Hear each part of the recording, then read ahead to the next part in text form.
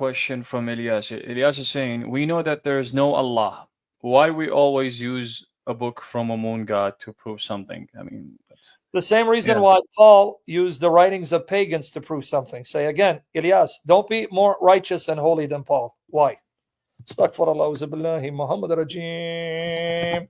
Acts 17:28. Paul is debating Epicureans and Stoics. He's at Athens at Areopagus, Mars Hill. He's quoting their pagan poets to prove the truth of the Christian faith.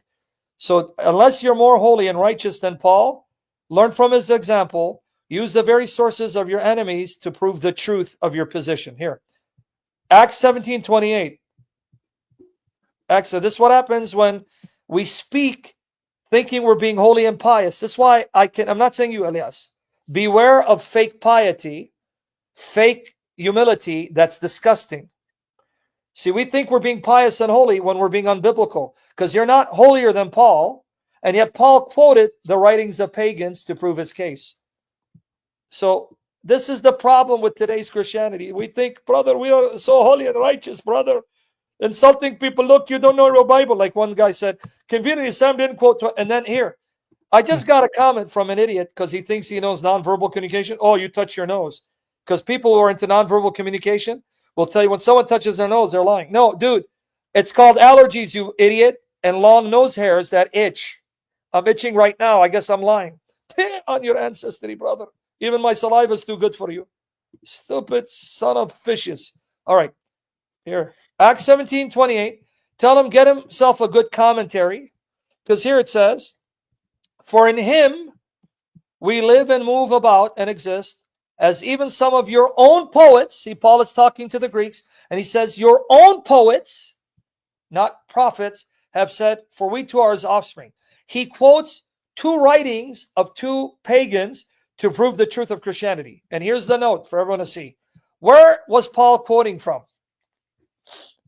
See, I just scratched my nose again. I guess I'm lying. You dumb, demonic bastard. May the Shia spread camel piss on you. Not that Elias. I'm talking about that guy in the comment section here. Look where he's quoting from, brother. This quotation is from Aratus. Aratus. And even tells you the source. Aratus wrote or lived around 310-245 BC. Phanomena 5. Paul asserted a general relationship and accountability to God for all humanity. So why is Paul quoting Greek pagans talking about the pagan god Zeus?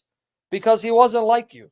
He knew you can quote the sources of the people you're addressing. If they say something true, take that truth, claim it for Christ. Now let's see what the New American Bible, Revised Edition, says. Where's Paul quoting from? Did he get his answer or no? Tap on in the chat if you got the answer. Yes. Here you go, right here.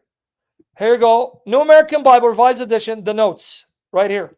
Where is he quoting from? In him we live and move and have our being. Some scholars understand this saying to be based on an earlier saying of Epimenides, a Greek pagan poet. Of Gnosis, 6th century BC. What about the second part? For we too are his offspring. Here Paul is quoting Aratus of Sully, a 3rd century BC poet from Cilicia. Hope that put that to rest. Did he get his answer? Yeah, he said yes.